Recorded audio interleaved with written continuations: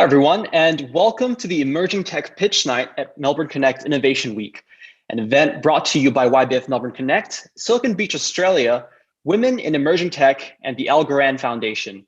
My name is Jason Lim, and I'll be your host for this evening. I'm the Chief of Staff at YBF Ventures, the host of the People Building Businesses podcast, and an alumnus of the Melbourne Accelerator program. Before we kick things off, I'd like to begin by respectfully acknowledging the traditional custodians of the land, the Bunurong, Bunwurrung, and Wurundjeri Woi-wurrung peoples of the Eastern Kulin Nation, and pay respects to their elders past, present, and emerging. Next, I'd like to very warmly welcome Tim Bright from Melbourne Connect to say a few words about this incredible 5-day festival that's taking place at Victoria's first purpose-built innovation precinct. Tim, over to you. Thanks very much, Jason. Well, look, you can tell you're dealing with professionals when we have an introduction like that. Hey, thanks, Jason. Thanks, YBF, and terrific to be involved and partnering with you tonight.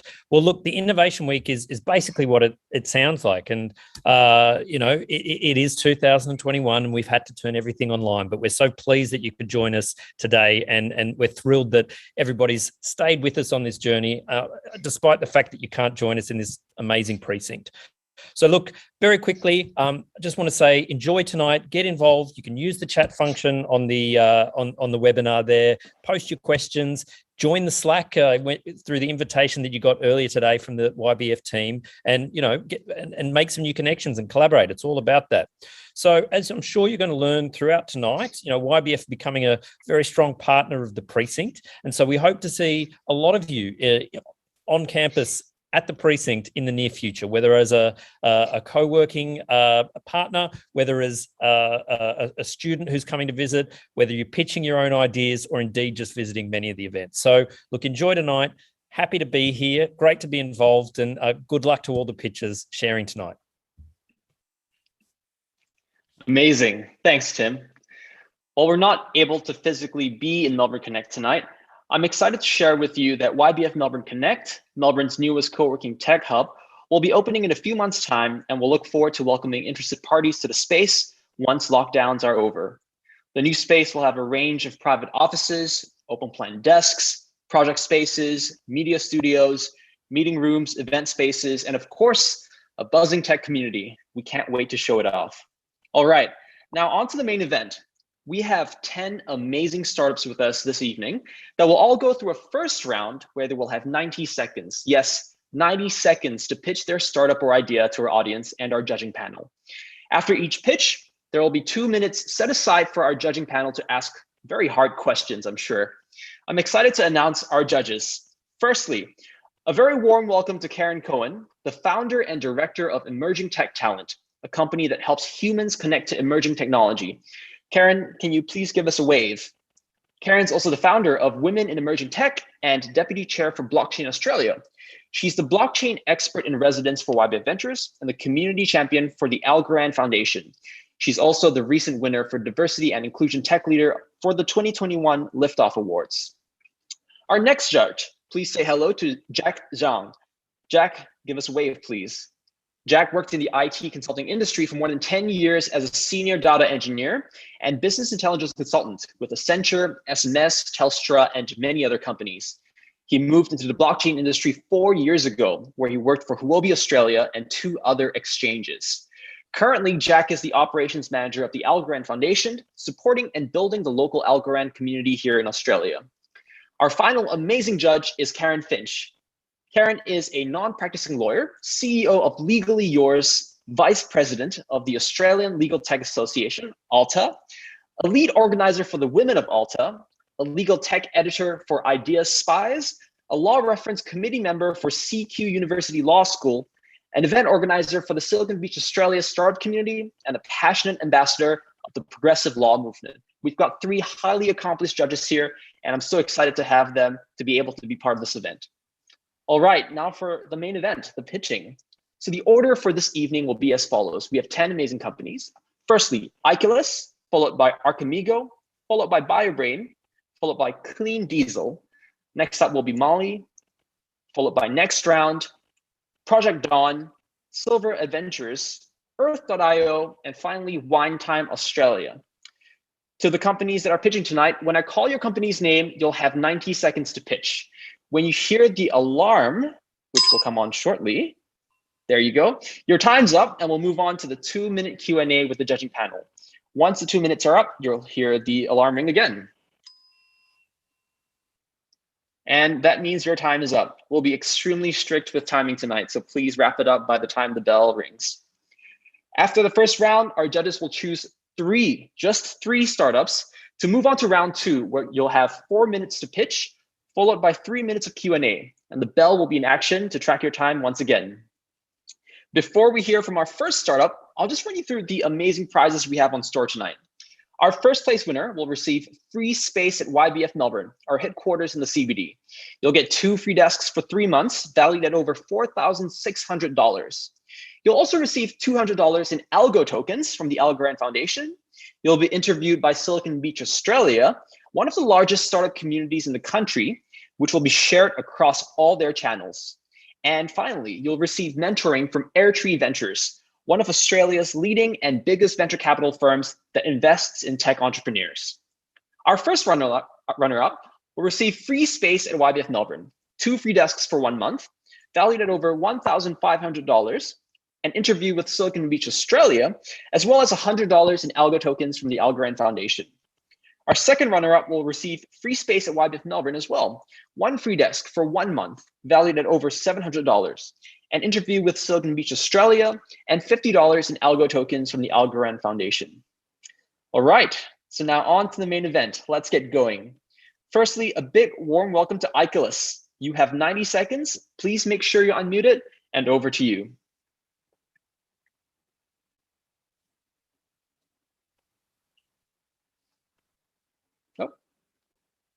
Icolas, please unmute and you're good to go. Yeah, I'm unmuted. Will you be sounding the bell? Yes, you're welcome to start, and we'll hit the bell when your time is up. Okay. So, do you know how many APIs you're using? For major and mundane online activities, you're using APIs every day, like your mobile phone for a banking transaction, Google Maps to navigate around, ordering food, a cab, online shopping. But do you know whether these APIs are really secure? APIs today represent a $150 billion market. With digitization driving API adoption, API are the direct gateway to organizations' critical data. At Icolas, we understand that cybersecurity is not just about code, databases, and networks. It's actually about people and communities. It is not the hacked systems we care about after a cyber attack. It is the people whose data get compromised and organizations whose reputation get shaken. As we consider the people side first, our product is privacy by design, and we use machine learning and artificial intelligence. Icolas is the only API security provider in Asia-Pac and now listed onto AWS Marketplace, soon to be ISO 27001 certified and GDPR compliant.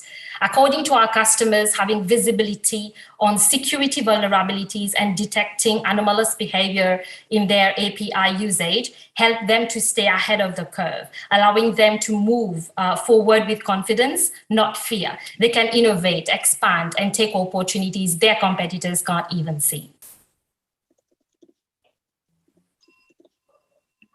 Amazing. Thank you, Vanessa. Over to you now, judges, for your questions. Can you explain a little bit more about how the idea is scalable for us? Pardon, could you repeat that, please? Can you explain a little bit more about how the idea is scalable? How the idea is scalable? Yeah. How it works? Okay, so in terms of APIs, many transactions are happening. Our lives have moved from offline to online to a large extent. So what we do is we capture all API calls that happen within a transaction, or be it into any business system, and then analyze those APIs by applying a risk rating to them. And then those the people within the tech side or even executives have insightful details about whether this API is actually risky for their business and what would be the next course of action.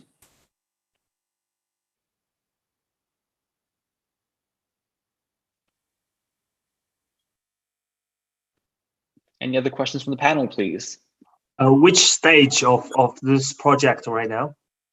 Okay, so we have moved on to from the proof of concept to the proof of value, and now we also have customers who are willing to pay for our API services, both in Australia and in Singapore. So it's deployable onto cloud. We have a fully deployable environment, be it on-premise or a SaaS platform. I just had a really quick question. Amazing pitch, well done. Some businesses aren't very forthcoming when it comes to this kind of cybersecurity and breaches and different things. Have you got an idea of how to market to those types of industries? I'm thinking about legal, who aren't that forthcoming with actually admitting that they have, I guess, a vulnerability in that regard. Have you thought much about that marketing? The vulnerability in? Sorry, I didn't get that well. So they won't often even admit that there's a vulnerability in their systems with any kind of cybersecurity or breaches. I'm thinking about a particular industry. Have you got sort of a marketing plan of how you kind of broach those businesses? Yes, of course. So actually API-driven insights would be much more insightful for companies like RegTechs, FinTechs, financial companies. And we've done a couple of projects with them, which has proven to be very insightful in the sense that whatever we've been able to capture in those APIs about API tokens, about leaked APIs, about different specific vulnerabilities depending on the type of market they operate in. So at this stage, we have had proof of concepts and proof of values with companies within the financial industry. Some of them also so primarily from the financial industry, and it has proven to be very effective. Awesome. Don't forget legal tech. Oh, yes. FinTech and legal tech. Amazing. Thank you, Vanessa, and to the judging panel as well. Next up, it's Amigo with 90 seconds. Please make sure you're unmuted, and over to you. Thank you, Jason. Hi, I'm Noor, CEO and co-founder of Amigo. Amigo is a cloud security automation platform. We help businesses big and small to design and validate security controls for their cloud native applications. With over 400 cloud security architecture patterns, you can customize the control that you need and validate them as you build and implement. We are in our beta stage. We are working towards our launch in October 2021. So we have a subscription-based platform, Amigo, so that would suit for anyone from startup to enterprise customer. We have completed quite a few pilots and POCs, and we also have a paying enterprise customers based in Melbourne. So we are currently looking for startups to trial out our new features that before going to launch. Also, Amigo is currently raising a seed round. Please contact us if you're interested. Thank you for the opportunity. Thanks, Noor. Judges, over to you for your questions. You have 2 minutes. Can you point out one or two cloud security issue which you plan to resolve?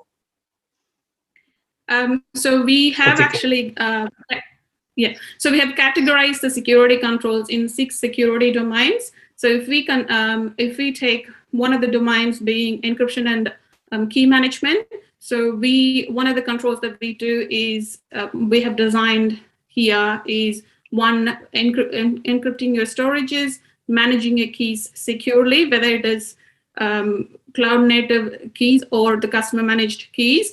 So, and other common controls that's applicable in most of the customers that we have helped so far is multi-factor authentication for their infrastructure. So basically, even if you're building a smaller application or an enterprise, you have 100 products and services, or you're doing a lot of complex projects, you can customize them from the control library that we have built, and it is customizable. At the same time, we also cover most of the public cloud vendors, whether it is Amazon, Microsoft, or Google Cloud. Can you explain to us where you are in your growth journey, how many clients you have, and how you're going along with that?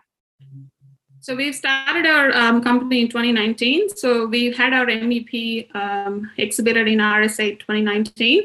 And since then we have pivoted and we have listened to the customers, we validated their needs, and then we redesigned our platform. We reduced the offering that we have given. So we've done alpha beta and we are ready for launch in October 2021. So we completed pilots in Middle East, Europe, and in Australia. And like I said, I have one enterprise customer here, and we are in the process of establishing partnership in US.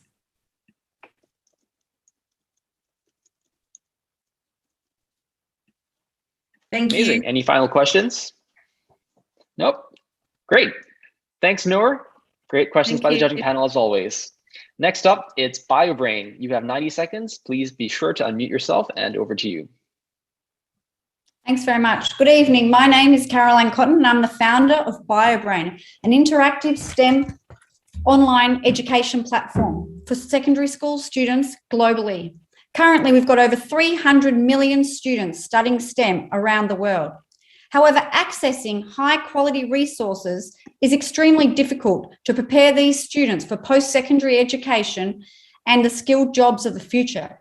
There's a great opportunity to serve this big and growing market, as current tools are either not curriculum aligned or in a modern, accessible format for today's digital native learners. Biobrain has created a web-based platform for biology, chemistry, and physics that has a student and teacher interface. It's an awesome user experience. Our revenue, we had 3 MVPs, which were 3 learning apps, and their revenue's been growing 30% year on year. With nothing spent on marketing, we've had over 7,000 paid downloads from 30 countries. We're really excited about the journey ahead. We've got the team, an amazing product, the early supporters, and promising conversations with schools around Australia. Currently, we've got 30 schools around Australia trialling Biobrain. We're on a mission to transform STEM education. The teaching and learning process should be engaging and provide meaningful and timely feedback to both teachers and students. Thank you. Thanks, Carolyn. Judges, over to you. Well, I have a question. Fantastic pitch. Well done. How is this different to EdRolo, which is used quite a lot here, and it's across all VCE subjects? Tell me a little bit about your key differential selling points. Yeah, thank you for your question. So EdRolo is based on videos, and ours is not videos. Ours is more like an interactive textbook with all the information broken down into small bite-sized chunks. We've got lots of illustrations, scientific diagrams. We've got an illustrated glossary, which is hyperlinked, and student gets results straight away. So it's quite a different thing to EdRolo. Yes, it's in the VCE space, but there's not many things in the VCE space. Currently, textbooks are just scanned, but EdRolo is a video platform, whereas mine's not. Thank you. Fantastic. Make sure you emphasize that when you go to market strategy. That's awesome. Thank you. What's your next stage of growth? So currently we are selling into the schools, and we've got currently the Victorian curriculum laid out, but the product is generic.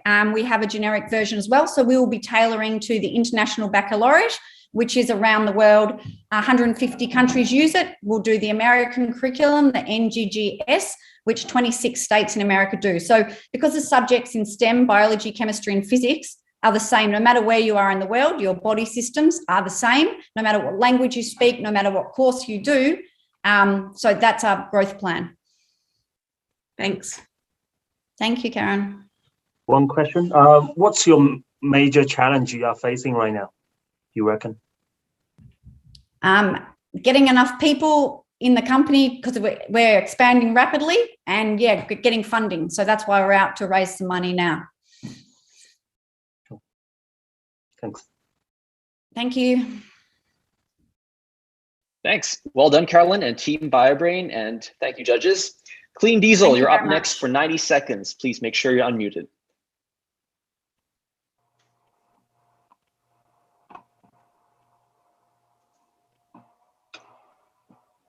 Good evening, everyone. I'm Rez, and I'm the founder of Clean Diesel Australia.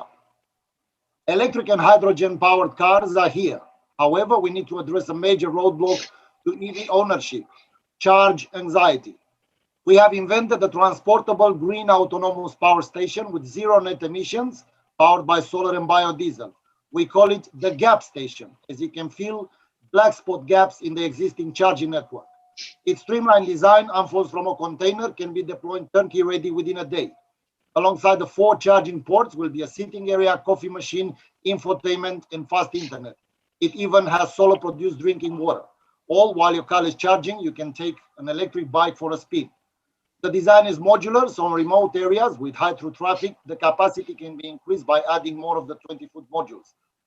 The extensive power outages seen in recent major storms highlight the need for solutions that get right where they need it quickly. The gap station, therefore, is also an important innovation for disaster recovery.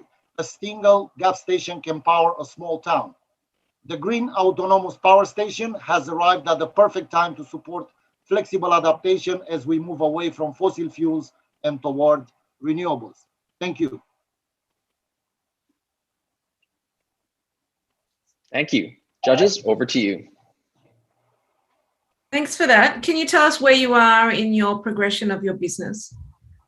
We have a working proof of concept of grid. Great. Any customers yet? Now we're working on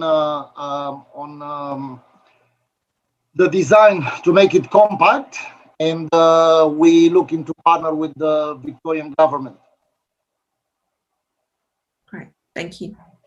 Great pitch, well done. Can I just ask, so are you envisioning these will be communally used? So where have you got sort of a vision of where they'll be actually physically located, and how will you get them in those spaces?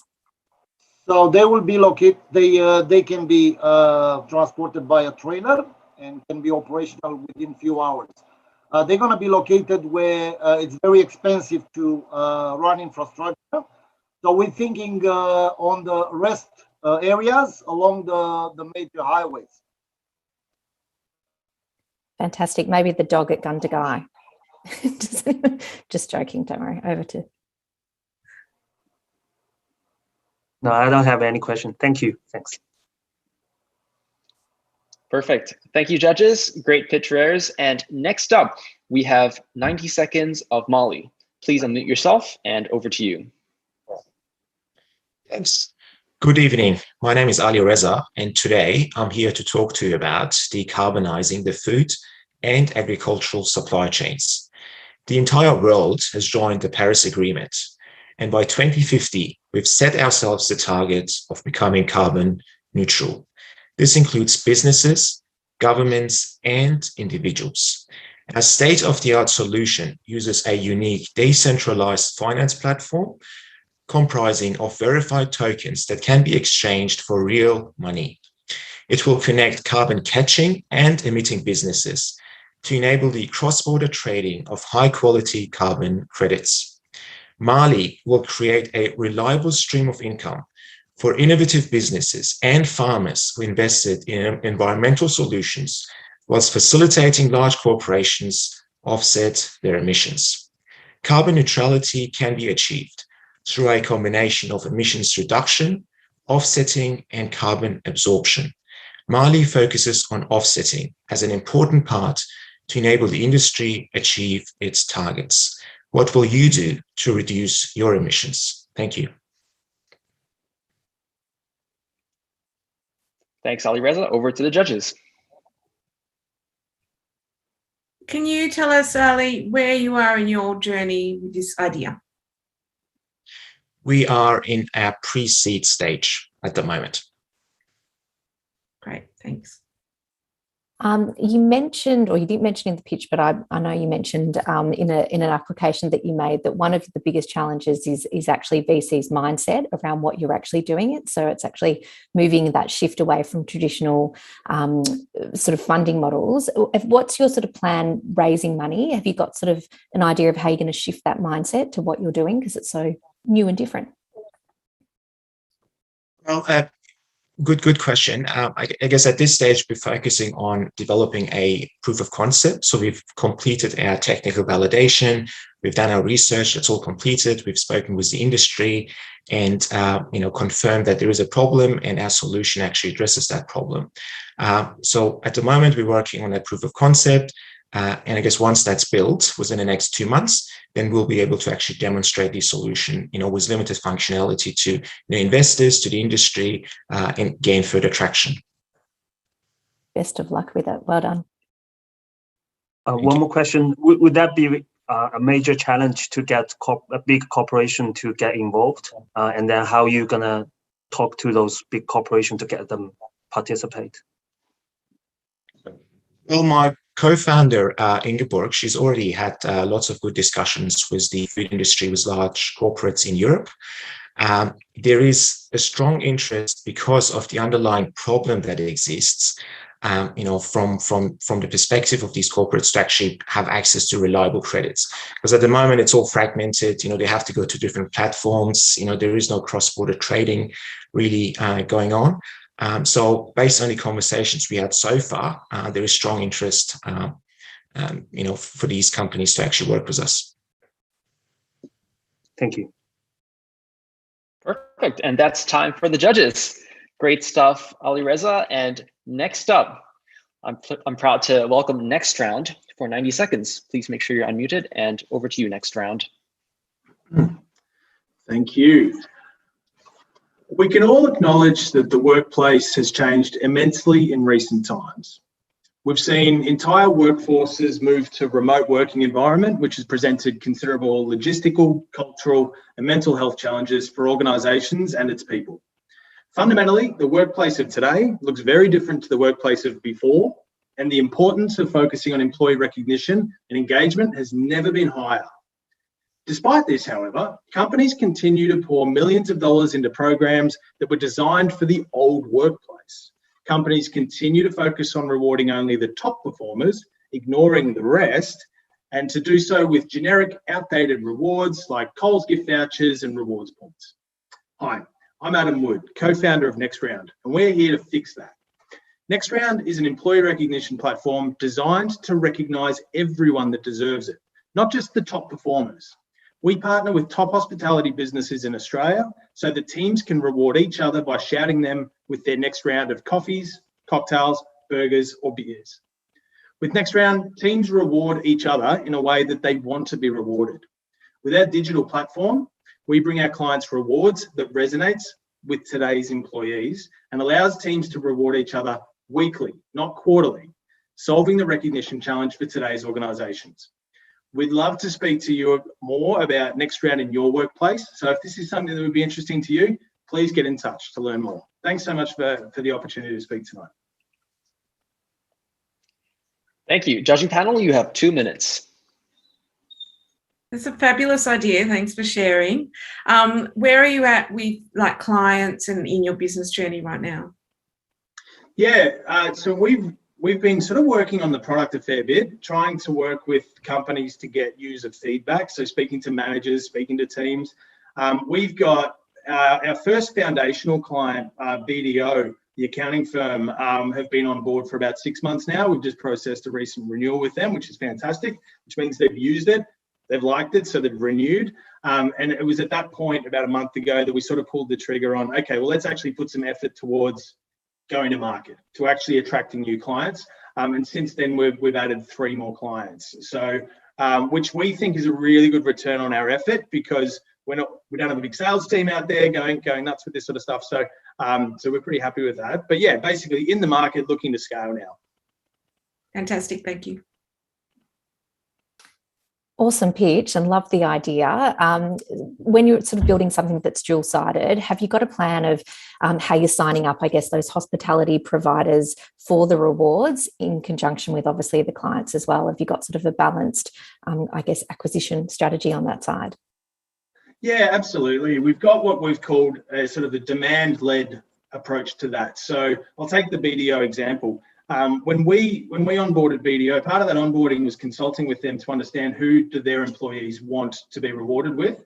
which cafes, which businesses. And so we actually developed a short list of theirs, and we took that list to those merchants and discussed the product with them. And unsurprisingly, they were all pretty eager to participate. But we've got, so that's our preferred approach, but we will outreach to a variety of different businesses. And to be honest, we do have a couple of levers available to us around pre-ordering a certain amount to provide some security to those merchants and shore up some cash flow for them.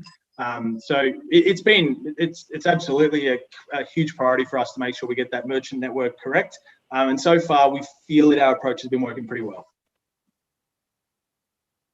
And that's time. Great work, Adam, and thank you to the judges for your questions.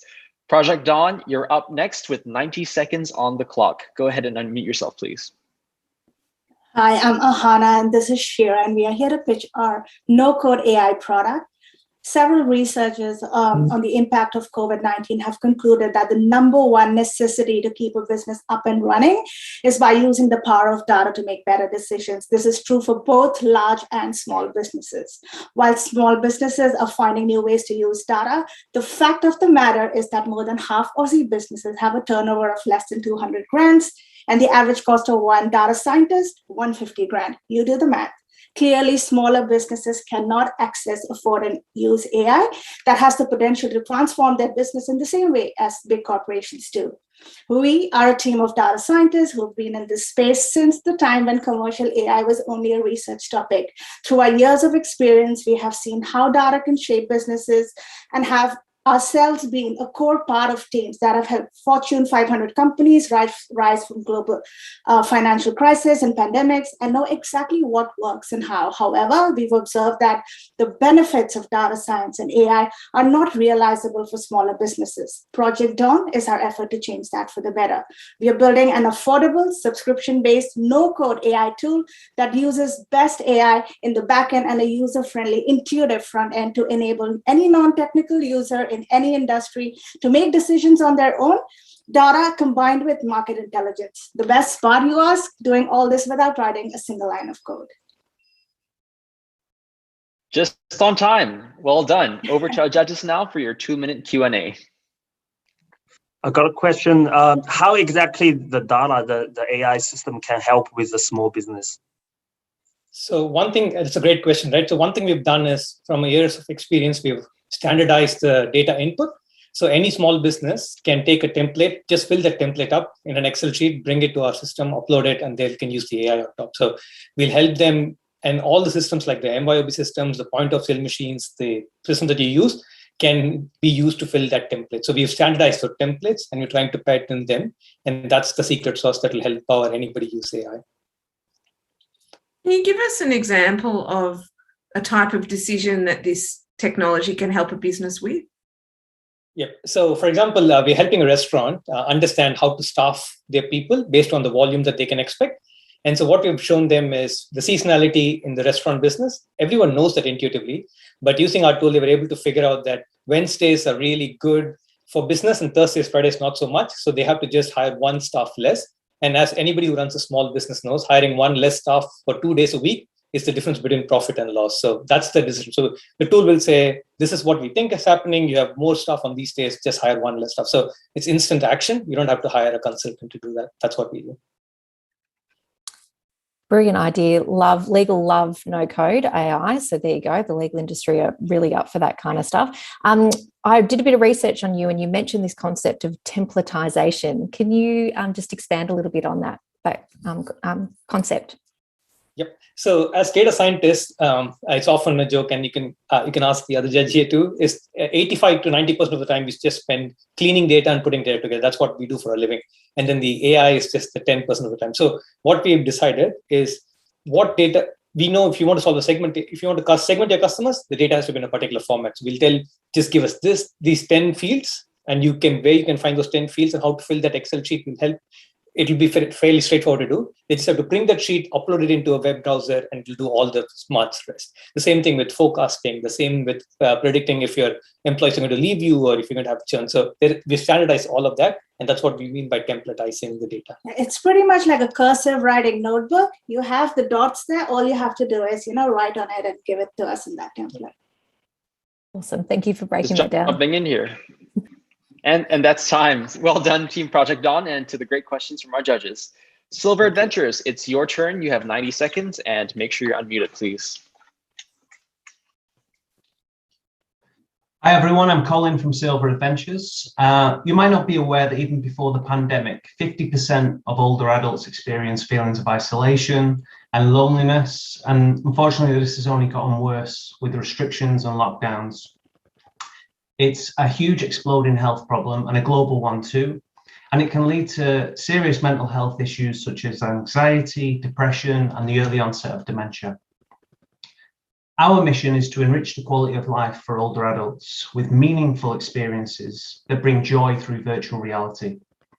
Our award-winning solution is hardware and a subscription. We have the largest library of VR content specifically for older adults. Residents can travel the world, they can catch up in our cafe, they can watch an old movie together in our cinema, all in a virtual world. We have additional tools for memory support like revisiting childhood homes, and we really help care teams to significantly drive social engagement. We provide full training and support, making sophisticated tech very easy to use. And in fact, we've already taken over 2,000 seniors on shared experiences in VR, and we've managed to demonstrate a 40% uplift in general happiness. We're leading the application of virtual reality to the aging population, and I'd love to get through to the next round to tell you even more. Thank you. Well done. Judges, over to you. I got a question. So VR is basically a very hot topic, but as my understanding, you are building the application, but the problem is the application need to be run on top of the hardware, the platform. So as my understanding right now, the hardware, it's been for years, it's not in the ideal position. How are you guys gonna resolve that problem? It's not in the what, sorry? It's still not in the perfect, the hardware is still not very perfect right now.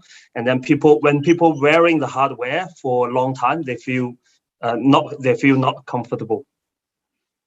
Well, look, I mean, we've just reached our 2-year anniversary. As I say, we've taken over thousands of older adults on shared experiences in VR. Our whole solution is a turnkey solution specifically for older adults. So we go to great lengths to make sure every aspect of the solution is suitable for them, including the hardware. So it's very lightweight. It doesn't get hot. There's no wires. There's no phones plugged in. It's crystal clear quality. From whatever you're referencing in terms of reports and stuff, from first-hand experience, it's been amazing and really improved their quality of life. Can you give us an example of an experience that an older person might have using your equipment? Well, yeah, sure. So what we want to do is we want to empower care teams with the tools and the choice of content so they can actually match the experiences to the identities of the people and the participants.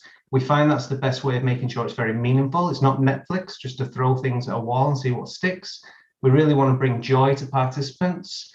And by doing that, if you bring joy to a participant in VR and they're doing it as a shared experience, as a group activity, it really resonates across the whole group. So I guess the magic really happens when the headsets come off and people are talking about where they've been and what they've done and then sharing memories and stories from the past too. And that's 2 minutes for the Q&A. Time flies. Wonderful work. Thanks, Colin, and thank you, judges. We're on to our final 2 startups. And next up, I'd like to welcome Earth.io. You're up for 90 seconds. Please unmute yourself and the table is yours. Hi, everybody. Look, we stand on a precipice in human history. We must reverse climate change. Whilst the pandemic overshadows all other challenges as we struggle for economic solvency, the bigger problem of our very survival as a species is at stake. I've been looking at this issue since I bought the first voluntary soil carbon credit in 2005 that kickstarted the Australian government into recognising soil as a financial tool. It's been a long and frustrating journey. Did you know we are still losing a staggering 24 billion tonnes of topsoil a year, which will take nature thousands of years to rebuild?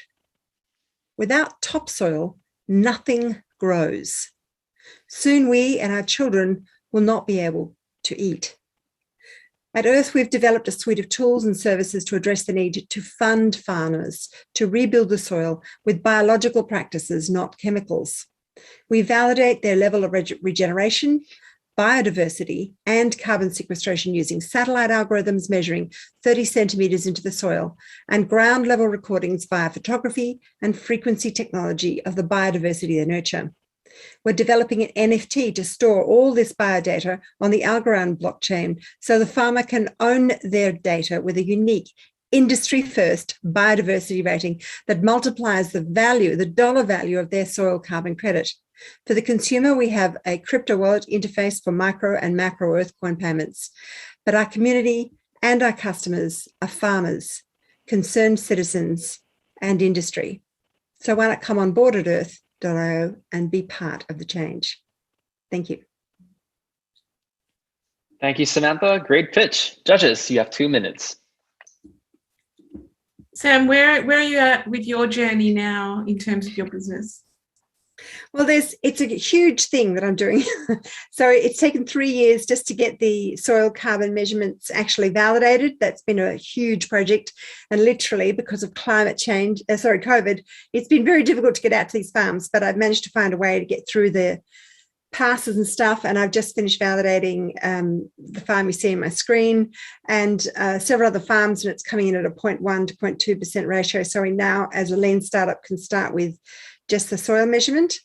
And we've got an agreement with the RMIT University for some university students to help us with the next big stage, which is the NFT development for the recording of the biodata.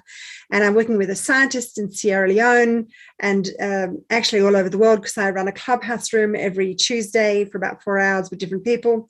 Got about 1,000 people following. And so there's a lot of stages and they're all kind of going along. I've got 2 or 3 big investors that I'm going through discussions with at the moment in different parts of the world. A lot of people are interested in it because it's the one thing missing in all this sort of greenwashing of carbon is the biodiversity aspect. That's why I've got this farm behind me in the picture, because they planted 25,000 trees by hand. So they're kind of my example of what biodiversity and habitats are for wildlife. Thank you.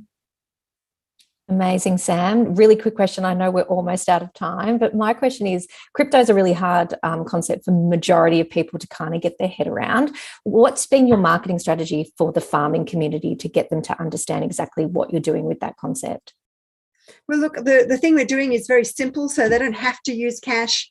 And the way I'm doing it is with Elbait as our partner, and they're doing a straight non-custodial swap between fiat and crypto. So really, they almost don't need to know about it. So I haven't really had to worry about that at this point, because it's really, I'm starting in Australia and they only do Australia. And then for industry, it'll be sort of behind the scenes where it's not a problem. Great answer. Congratulations. Keep going. Awesome work. Thank you. Congrats, Samantha. And that's time. Great questions, judges. We're finally over to our last startup for round 1, wine time. Zoom is yours for 90 seconds. Go ahead and unmute yourself, please. Close your eyes, even if this is virtual. Imagine yourself driving through your favorite Australian wine region. Vineyards as far as the eye can see. And you ask yourself 2 questions. 1, is this dream from before COVID? And 2, as another sign goes flashing by pointing to a winery somewhere over there, surely there is an easier way to find wineries. I'm Zach Sweeney, founder of Wine Time Australia, a mobile app which makes it easier for you to find wineries. Whether you just want to know which winery is closest to you right this second, or if you're a bit more particular and want to use over 20 filters to find a winery you'll love, Wine Time will make your life easier. You can create your own custom shortlists and follow a range of wine trails, from regional tours to road trips up the East Coast. Or if you want, you can create your own trail and share it with friends. Whilst you're at a winery, you can record reviews and save tasting notes. So when someone asks you in 6 months, what was that great Tasmanian winery you went to, you'll be able to tell them in a matter of seconds. It's time to move beyond massive road signs and paper maps and into the digital world as you experience wineries and wine tastings.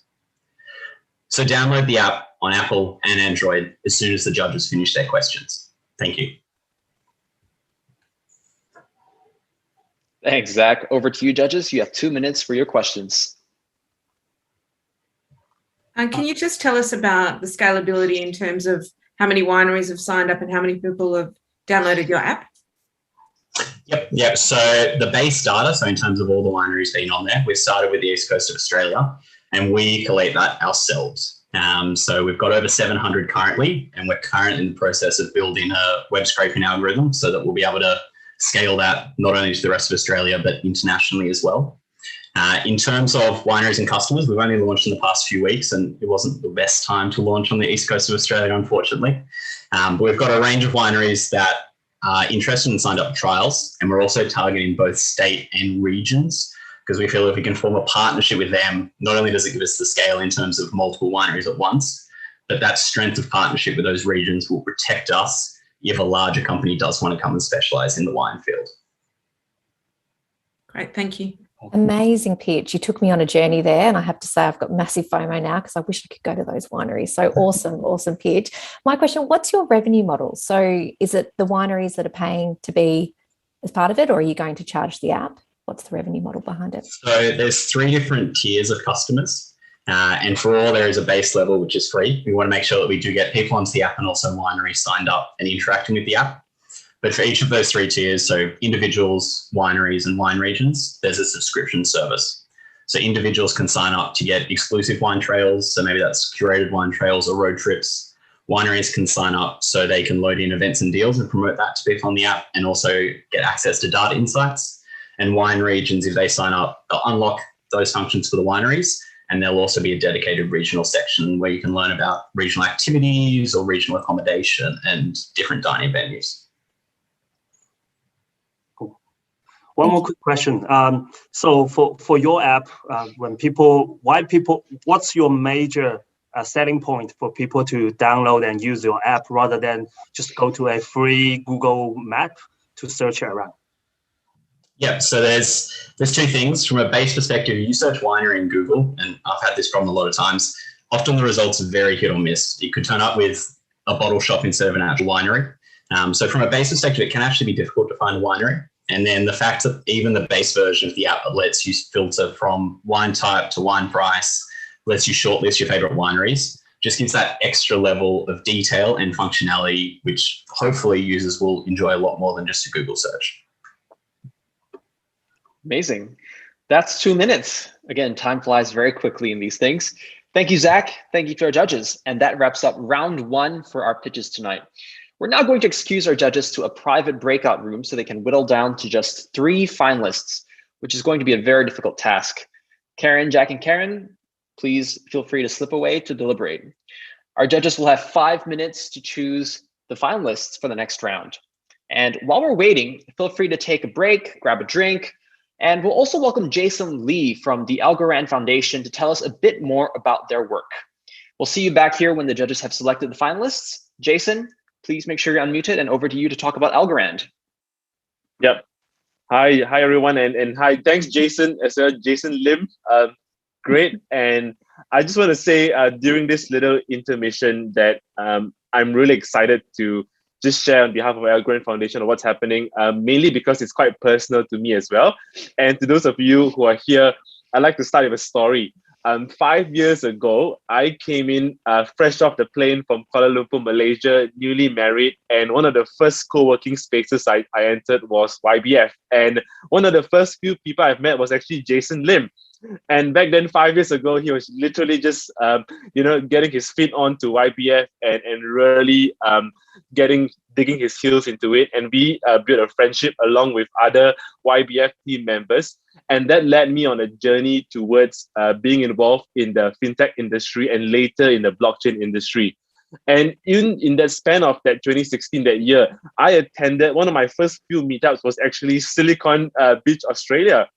I remember being on the second floor of a little a spot where you could order your drinks at the back, and then there'll be pitchers in front. And someone gave a pitch that I was quite inspired by, and I reached out with him. And that led to a friendship and later on a business partnership as well over the course of the last 5 years. So I'm really thankful for that opportunity with Silicon Beach, Australia, with YBF. And over the course of that journey, that led me to my role with Algorand Foundation. So if not for events like this, I wouldn't be here, right?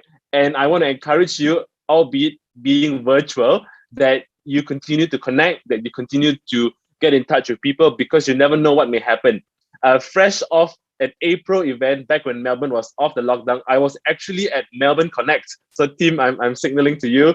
And in that Melbourne Connect event, it was the launch of Blockchain Australia Week. We met someone, and that person or that group of people may actually be a recipient of the Algorand Foundation grants program. And that's about a six-figure US dollar grant.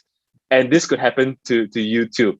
So everything somehow came connected, and Algorand Foundation is glad to sponsor or be part of this event altogether. And I just want to take 1 or 2 minutes right now to just run through what does Algorand Foundation do. You may have heard it as part of the event.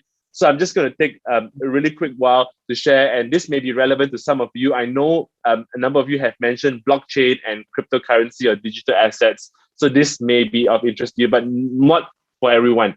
So to kick it off, Algorand Foundation is a public blockchain protocol. It was started by Professor Sybil McKelly, MIT faculty member since 1983, and also a Turing Award winner, the Nobel Prize for Computer Science. And we pride ourselves for really solving the blockchain trilemma to have decentralization, security, and scalability.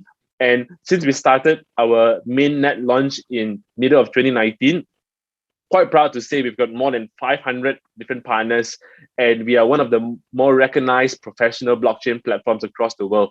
A number of stats at the bottom here that we are fast, low cost of transactions, and we don't duplicate. And also we're quite proud to say that we're carbon neutral. We're very supportive of environmental change, and I hear so many good things from climate action to EV to a lot of green positive focus group. So we're really glad to really focus on all of this. So the other thing as well is that Algorand is not just in Melbourne, Australia. It's across 70 countries, across 900 ambassadors around the world. So this is part of the ecosystem itself. And that's how we want to support you and how you can contribute towards what we're doing over here. Now, Algorand Foundation runs through ecosystem programs. And on the slide here, you'd see a few, but the one that's relevant is the $250 million Algo grant program, and that's equivalent of US $250 million. The Algo token is our native cryptocurrency, and it's about US $1 each right now. And I'm proud to say that within Australia itself, we've dispersed a really good amount of grants up to the tune of, and funding up to the tune of 7 figures. And we want to support organizations and startups like yourself who may be interested in using the Algorand blockchain to submit a grant application. And you could Google that and find out about it. We do have accelerator programs, bounty, and activities that you could take part of as well. Now, we also have a stablecoin equivalent. So that's where you can actually transfer cryptocurrency as well as even in gold and silver. In fact, Mel is an Australian partner. I wouldn't go too much into that, but it's a very fascinating world when digital assets connect with a stable cryptocurrency. We also are very passionate about social impact projects, and a lot of what we do is based around that. In fact, we are so passionate about it that we've allocated 200 million algos, or $200 million equivalent in social impact projects. Now, you may be wondering, where did we get all this funding from? Well, when Professor Sybil started this off, we had started and minted a bunch of tokens, 10 billion in total. And a good chunk of that has been kept with an endowment fund or treasury. And that's where Algorand Foundation is that steward towards that token. And we have allocated it for programs like this. And the way we do it is we support events like this Emerging Pitch. And we also have different accelerators and programs. In fact, one coming up is with Draper University. Some of you may be familiar with them. It's a virtual accelerator program. You can apply until right now, the deadline is on the 22nd of August. So if you just search Draper University Algorand Foundation, you'd see that you could participate in that program altogether. And there are many other activities you can get involved in. But that's really a quick summary of Algorand Foundation. It may or may not be relevant to you, but we just want to say that we are really thankful that you've decided to pitch for this event. It's a great event. Being part of events like this have literally changed my trajectory and my career from being a banker to being in financial technology and now in the blockchain space. So I encourage you to connect, again, albeit in a virtual setting, but to be able to connect and to really see what opportunities can come out of this. So that's me, and thank you for the time, and I wish the best of luck with those of you who may be the award prizes. Maybe see you at the YBF Ventures co-working space when you would have desk for a couple of months, and to also potentially transact in the Algo token and more. Cheers. Amazing. Thank you, Jason. It's great to see you at Algorand, and I guess it shows how tight-knit the community is after even so many years. So thank you for that overview. That was amazing. Thank you, and shout out to welcome... Jack as well, to judging, and Karen as well. Sorry, and for the people who have all supported this, well done facilitating too, Jason. That's all. Yeah. Thanks, Jason. Appreciate it. It's time now to welcome our judges back. So I'd like to welcome Karen Finch to let us know which 3 startups will be moving on to round 2. Karen, over to you, please. Thank you so much, Jason. It was such a difficult decision. And before I announce the top 3 from us, just a huge congratulations to everyone that pitched. We know how hard it is, particularly in 90 seconds. So huge kudos to all of you that got up and pitched. Okay, so our top 3 who'll be going on to round 2, drum roll please, which is just me on my desk. We had Aculus, Next Round, and Silver Adventures. Well done to the 3 of you, and we're looking forward to the next round of your pitching. Well done. Congratulations. Amazing. Thanks, Karen. As a reminder, for this round, our 3 finalists will have 4 minutes to present a longer pitch with the aid of a visual presentation. And for this round, there will only be 1 question per pitch for each of the finalists. So firstly, lucky number 1, Aculus, you'll have 4 minutes to present. When you hear the bell, your time is up, and the judges will move on to the Q&A. So over to you, Aculus.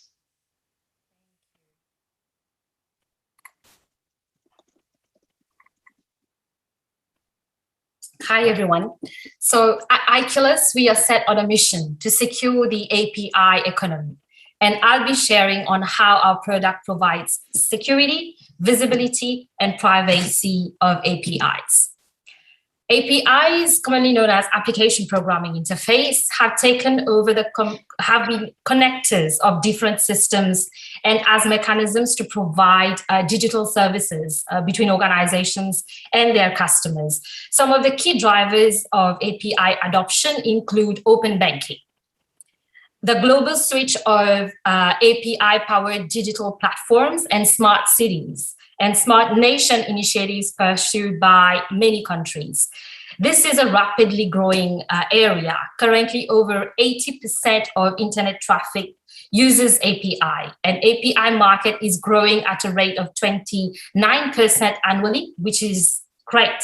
Unfortunately, the API breach cost an organization incurs is $2 million. For us at Aculus, this is why the security of these APIs must be taken very seriously. So over the last 3 years, we've observed a common approach to secure APIs.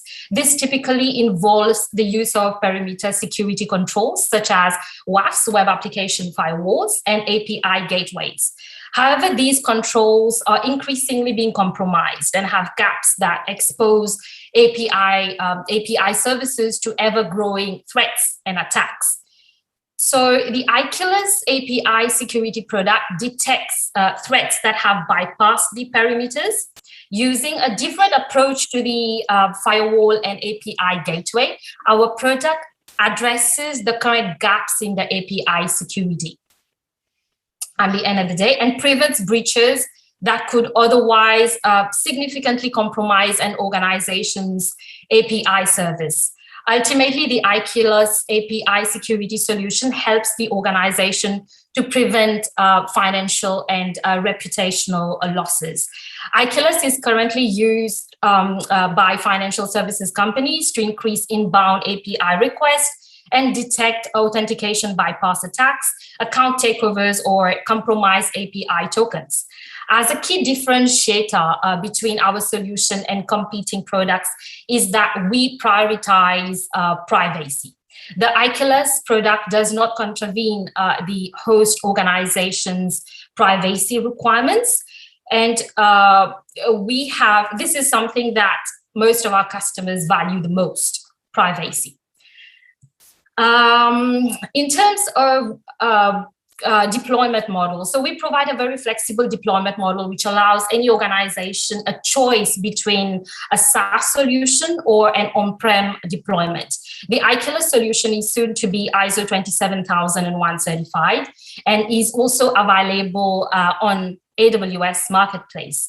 To us, this validates the credibility of our product and also helps to comply with enterprise companies' third-party risk management checks. So we've been on a strong trajectory since 2017. We work with reputable companies. We have been cited in Gartner. We have won innovation awards both in Singapore and in Australia. And right now we are steadily building traction with interesting and innovative companies that are really excited to be in this API space. And sorry. Thank you for listening, and I hope you're as excited as I am into securing the new API frontier. Thank you. Amazing. Congratulations again, Vanessa, for making it to the finals, and great pitch. Over to the judges now for their one special question.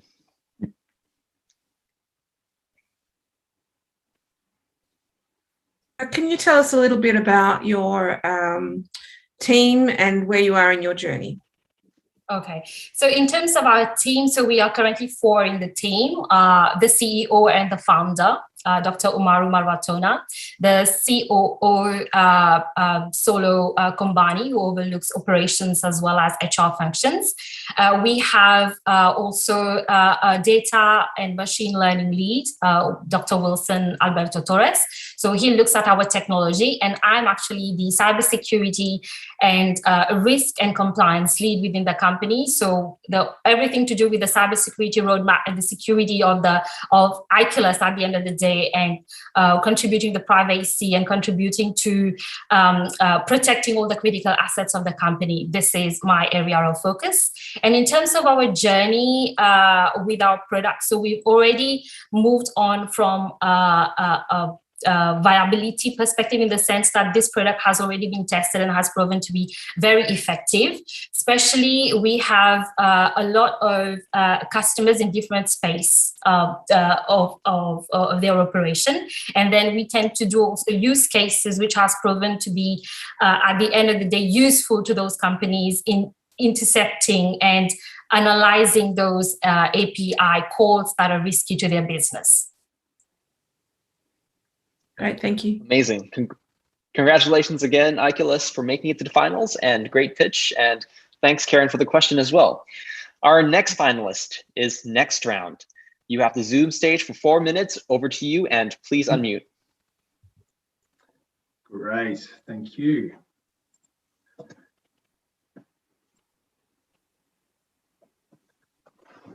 Let me know if you can see that. All good? Awesome. Hands up if you've ever done anything amazing at work and that moment went completely unrecognized. Well, I can't see you, but I'm presuming a few hands are up, and not surprisingly, you're not alone. Fundamentally, employee recognition programs are broken in the organization. When they do exist, they typically reward the top 5 to 10% of employees. They recognise them every 3 to 6 months, and when they do so, it's with a gift voucher or something the equivalent of a few hundred Flybuys points. We know from recent studies, however, that 63% of employees, when they feel recognised in the workplace, are very unlikely to look for a new job. Yet companies are directing their spend and their budget to only address the top 5 or 10% of employees. This problem has only been exacerbated in the virtual world that we find ourselves in the last 12 months, and it's becoming a really chronic problem within businesses. So we wanted to introduce Next Round. Next Round is the employee recognition platform that's designed to recognise the efforts of everyone that deserves it, not just the top 5%. With Next Round, managers and teams can recognise each other by sending them their next round of coffees, cocktails, burgers, and beers. We partner with some of the top hospitality businesses in Australia, such as Axel Coffee and Four Pillars, to bring a rewards program that resonates with today's employees. The next time Billy gets his report in on time, he doesn't just get a thank you email from his boss, he gets a thank you email plus his first round of beers for that Friday night. With the low average dollar cost of our rewards, our teams are recognising each other weekly rather than quarterly. To use next round, it's super simple. HR or a manager simply chooses the budget that they want to set for their staff.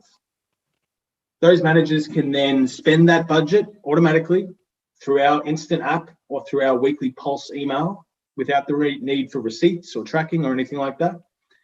The employee receives their voucher or their reward, which they can redeem either in person or remotely or digitally, depending on what the reward is. And HR get access to all of the spend and the recognition data, so they get a really interesting lens and view of the organisation. They get a view of the pats on the back that are going unnoticed in workplaces all over the place. We've only just begun, but we've been getting some really great feedback. Some of the feedback we've been getting from our initial clients have been that our clients love that next round recognises everyone's contribution, not just the top 2 or 3. That it connects their corporate budget to local hospitality businesses, which is super important at the moment, and that it genuinely integrates with the lifestyle of today's employees. We haven't been just getting good feedback, we've actually been making an impact. In the first 2 months with BDO, we saw a 400% increase in recognition moments and a 90% cost saving per recognition reward. So recognition went up and costs went down. We're super excited about the future of Next Round and what we can do in today's new workplace. So if there's anyone in the audience that would love to speak to us about Next Round in your workplace, we'd love to speak to you. So thanks so much for your time and enjoy the rest of your night. Thanks, Adam. That was a great pitch. Over to our judges now for your one lucky question. Oh, I'm going to jump in if that's okay, fellow judges. Awesome. Great to sort of hear more and in depth about it. You mentioned obviously that part of this process is the traditional kind of mindset of only rewarding that top percentage of employees. So what is your rollout, I guess, strategy with that of how you're going to change that traditional leadership mindset? Will it be more a top up, so trying to get the employees excited about it to convince their managers to adopt, or have you got a strategy of how you're going to change and shift that mindset from the top down? Yeah, absolutely. So part of it is education to the customers of the feedback and the insights that we've received from our clients. Once our potential clients understand how well this has resonated and how this has the flow-on effect and almost the viral effect in the workplace of driving a bit of hype, a bit of recognition amongst the broader group, they see the benefit to the collective culture rather than what's often a very quiet, discrete reward that occurs to the top 5 or 10% because they don't want to alienate the rest of it. It becomes a very potentially political concern in the business. Once it's a program that's available for everybody, it becomes celebrated by everybody.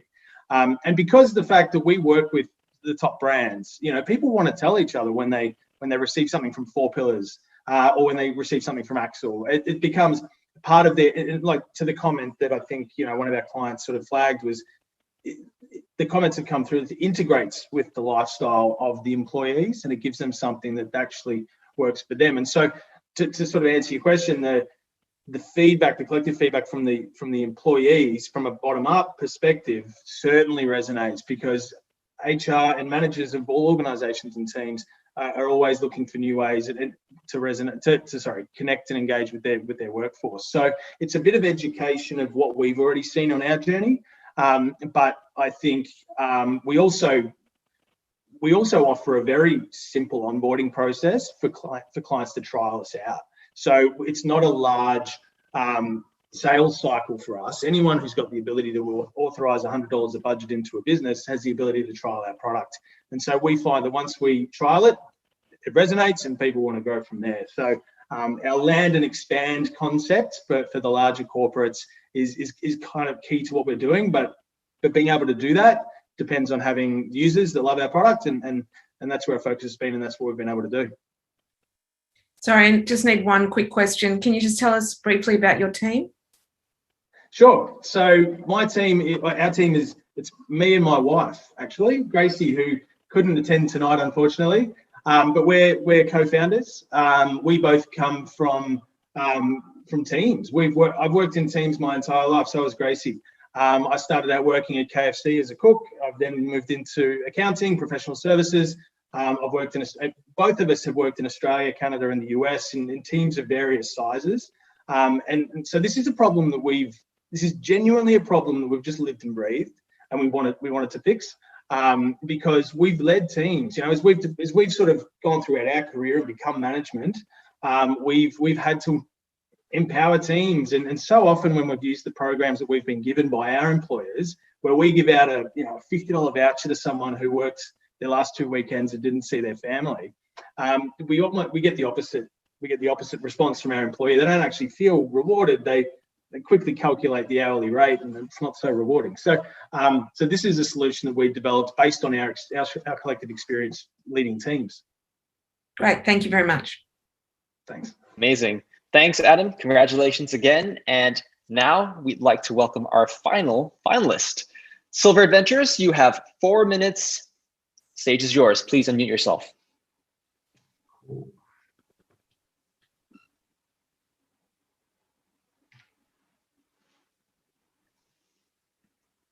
Okay, so thank you, judges, for putting me through this round. Pumped about that. Thanks so much. And I am the founder and CEO of Silver Adventures.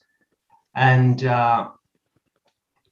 first of all, I'd like to close your eyes and think of 2 older adults that you know. This could be your parents, could be 2 family members that are based in aged care. Unfortunately, the thing is that at least one of these people have probably suffered with feelings of isolation, or loneliness, or even depression.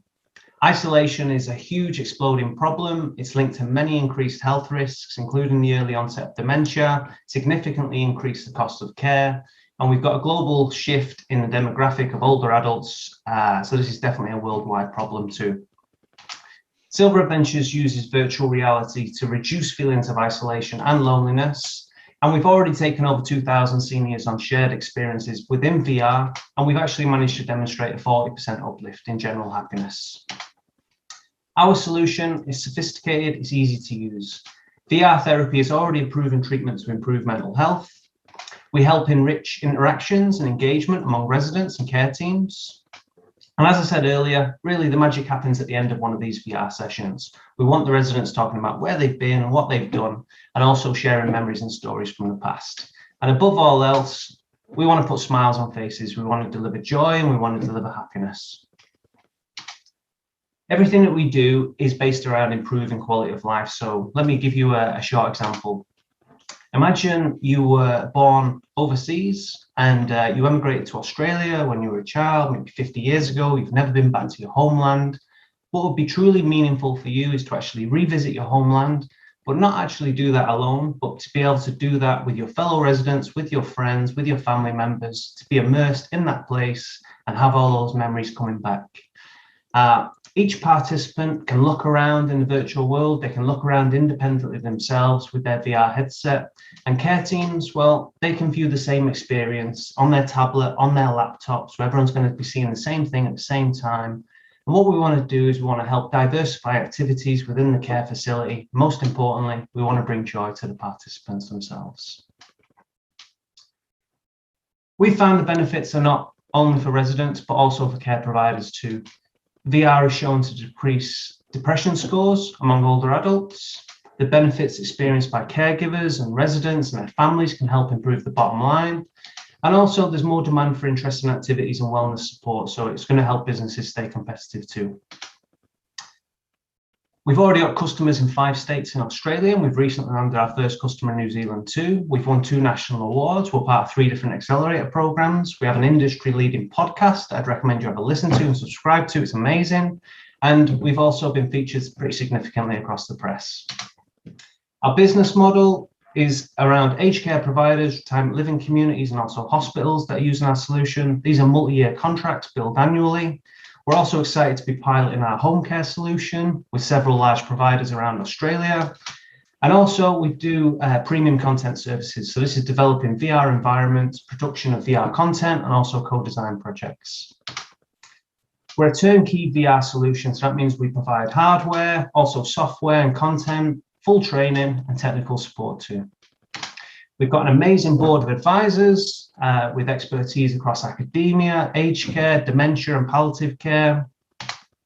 And our ask to you tonight, well, we're looking for more great customers in aged care, home care, hospitals and disability care. We're looking for government grants to expand the business, and we'll soon be launching an investment round. So any interested investors, get in touch and let's start talking. If you want to connect with me, you can connect with me on LinkedIn. If you want to know more about the business, we're at www.silveradventures.com.au, or you can follow at Silver Adventures. Thanks so much. Thanks, Colin. Great pitch. Judges, the last question for the night. Over to you.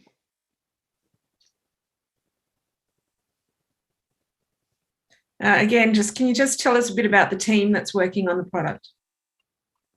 Yeah, sure. So as myself, my background is really BD and sales. It's my second business that I founded.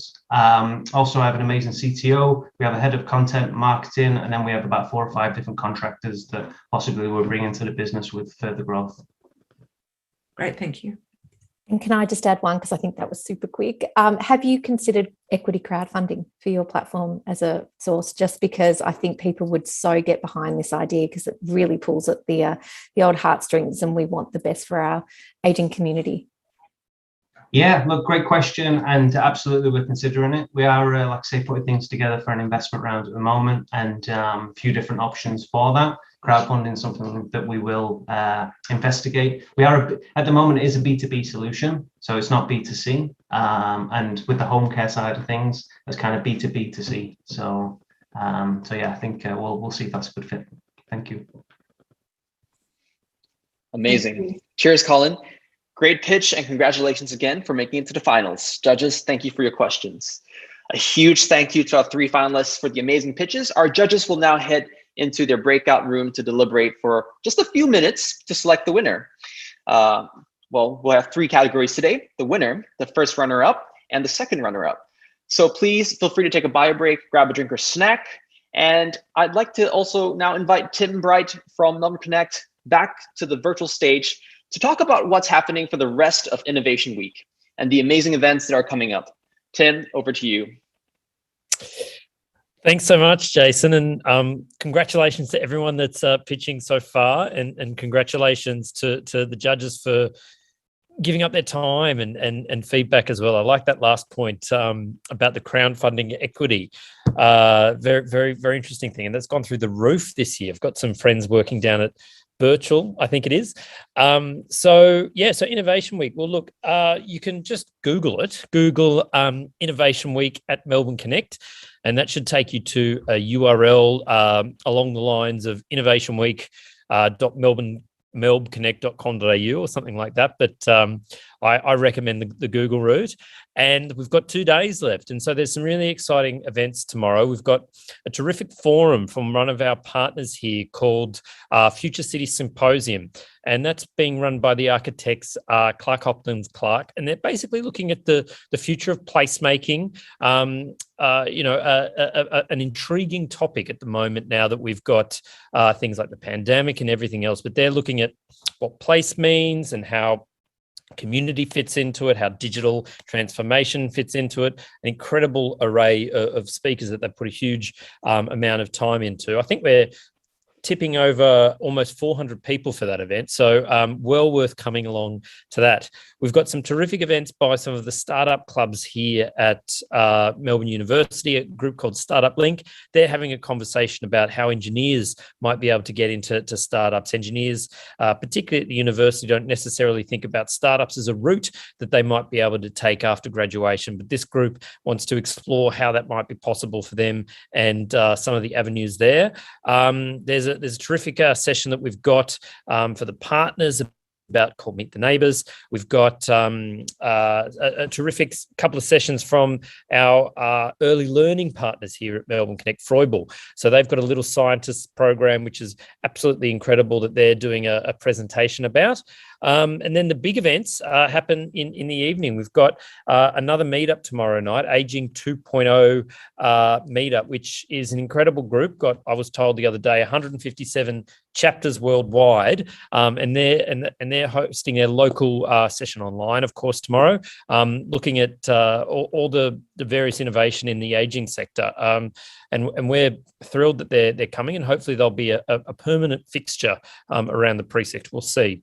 Our Faculty of Engineering and IT, they've got a big event tomorrow on looking at artificial intelligence and machine learning, harnessing the power of AI. That one's called. They win the prize for the most number of audience members, a massive 800 or so people joining that session. So if you want to join that incredible group, please sign up and please join that event. On the Wednesday, there's another couple of terrific ones. I think I'm getting the wind up from the group here, so I'll be brief, but we've got the Menzies Foundation oration in the evening. Paul Tracy from the UK, Cambridge, one of the foremost experts in the world on sustainable development goals. He's speaking about SDGs. And then we've got a panel that's following to respond to the oration. So seriously impressive person there. We've got a number of other sessions throughout the day. It's all online. Innovation Week, Google it, come along. And, it's terrific that everybody's come virtually, but more importantly, that when we are able to get back to the precinct, we hope you can join us as well. So keep an eye on that website. We'll continuously update it with our events on the regular Melbourne Connect page. And there'll be all sorts of sessions there, fireside chats, hub talks every Friday and so forth. So come along and get involved in any way you can. Who knows? Through YBF, you might even be living with us in the coming years. Thank you, Tim. What a great event. What a great night. And we're going to have a lot more interesting events. But it's the moment that everyone right now is waiting for. So our judges have arrived at a decision, and we're ready to announce our winners. It was a extremely close race. The difference between first and third place was only 3 points. Incredibly hard decision, and it's the moment you've all been waiting for. So I'm pleased to announce that our second runner-up for tonight is Silver Adventures. Congratulations, Team Silver Adventures. You'll receive free space at YBF Melbourne, valued at over $700, $50 in Algo tokens from the Algorand Foundation, and a chance to speak to Silicon Beach Drinks. So we'll be in touch shortly to help you organize your prizes. Our first runner-up, I'm very pleased to announce, is Next Round. Well done to Team Next Round. You've won free space at YBF Melbourne, valued at over $1,500, as well as $100 in Algo tokens from the Algorand Foundation, and also support from Silicon Beach Drinks. And we all know who the winner is based on the process of elimination. A big congratulations to Iculus. Iculus, you'll receive free space at YBF Melbourne, valued at over $4,600, $200 in Algo tokens from the Algorand Foundation, and a mentoring session from venture capital firm Airtree. A big thank you to our judges this evening, Karen Cohen, Zhang, and Karen Finch. Congratulations to our winners. Congratulations to all the startups that participated today. I'm sure it wasn't easy to pitch. Everyone had a great idea, and it was an extremely close race. And finally, a big thank you to everyone who Zoomed in today. It's been awesome to have you with us, and we look forward to seeing you at the rest of Innovation Week. As a reminder, this is just one event out of over 30 that are taking place as part of Melbourne Connect Innovation Week. There are some incredible discussions, synopsiums, lectures, speed dating founder sessions, and more, as I'm sure Tim has shared. Just search Melbourne Connect Innovation Week to see the full schedule. Thanks again, everyone, and have a great night.